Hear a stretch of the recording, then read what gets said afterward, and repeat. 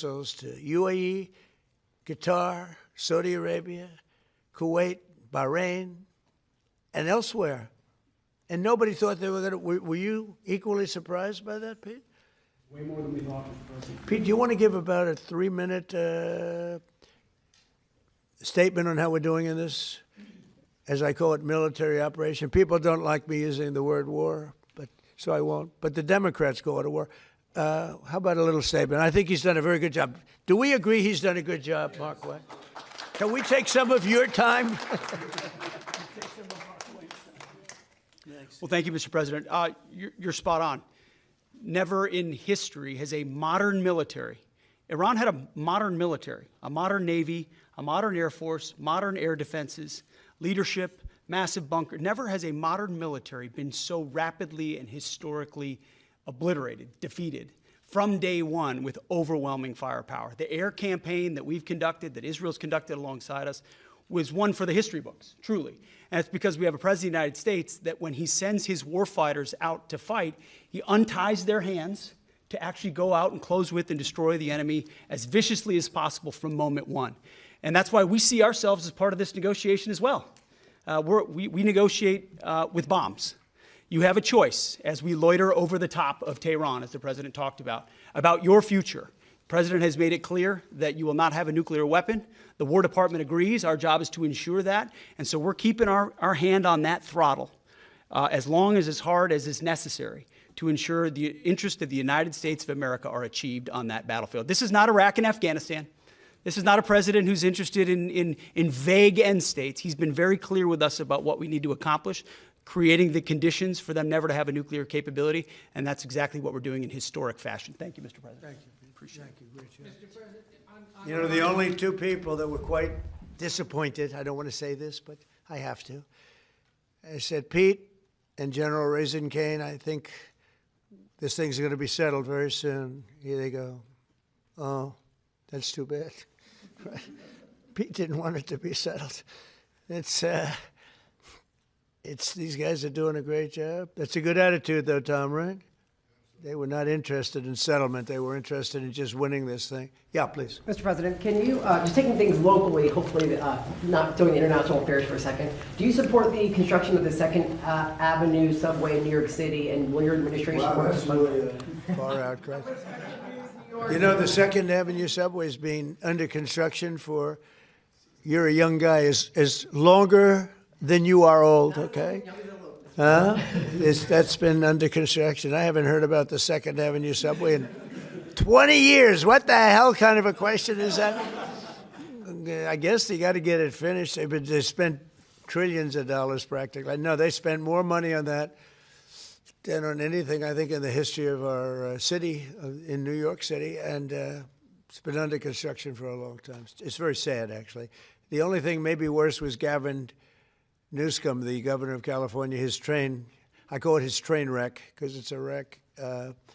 That's been years. It's literally 30 times over budget. Nobody's ever seen anything like it. And it doesn't go to San Francisco and Los Angeles like it was supposed to. They decided to cut it way short because there was no way they could finish it. But it's one of the worst. I've never seen anything like it. Other than the worst, the Federal Reserve building for almost $4 billion, little building that's going to cost a renovation for $4 billion, headed by our highly incompetent head of the Federal Reserve. Yeah, please. Mr. President, would you be open, are you hoping to see the Senate pursue Reconciliation 2.0 to fund ICE and pass the Save America Act? Well, we'll see about reconciliation. We're certainly talking about reconciliation, I think, Markwayne, right? Do you want to talk about that for a second?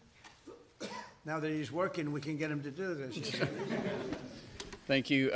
Lindsey Graham, the chairman, where the reconciliation will funnel through, he is committed to making sure we get reconciliation through.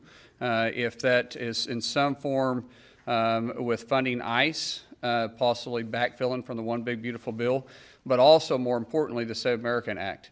There's a framework that we can do through reconciliation, paying for it, put some of the policies that cost money in, because there's nothing more important than the Save America Act. I mean, that's what the American people want. There's 80% of the population say they want only Americans voting, citizens that are registered to vote, citizens that have done it the right way.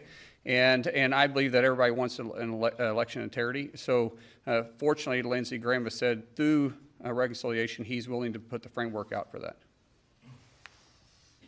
And I think that was said so beautifully, so concisely, so well, your father, that we should let him have the last word, and that was it. That was the last word. Did he do a good job? Are you impressed with your father? Never been more impressed with anybody in my life. How about me? President, do you support what appears to be a merging agreement coming out of the Senate to reopen DHS? Well, I'm going to look at it, and we're going to take a good hard look at it. I want to support Republicans, and, you know, sometimes it's awfully hard to get votes when you have Democrats that don't want to have voter ID. They don't want to have proof of citizenship. They don't want to do anything about men playing in women's sports. That's one of the items we put on, you know. And I did that just because it's so popular. You know, they say that's at least an 80-20 issue. No, it's about a 99-1. I don't think it's, what do you think, Pete? Do you think it's 80-20? Who's closer, 80-20 or 99-1? Almost 100. Yeah, I think 100 is really the, so, you know, so I support that, and I support common sense. Would you be comfortable with a deal that involves separating ICE funding from the DHS funding package in order to reopen? Well, they're working on all of that. You know, that's a detail that they'll explain later. Please. Well, I mean, we captured a lot. You know, they were allowed into the country by...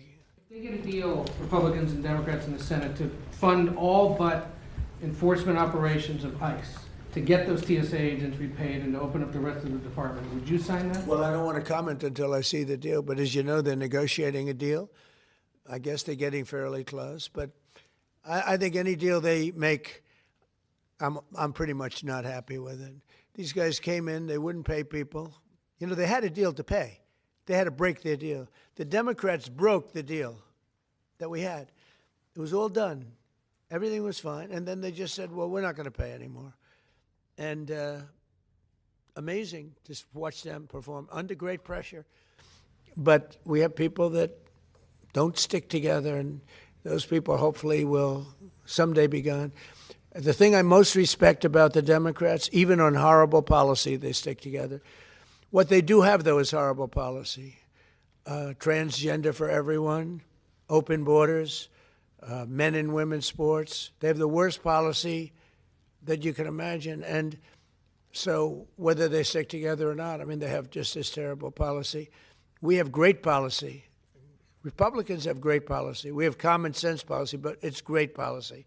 That's our biggest advantage, is our policy is correct. Yeah, please. And we can easily do that, but let's see how they turn out. We have really regime change. You know, this is a change in the regime.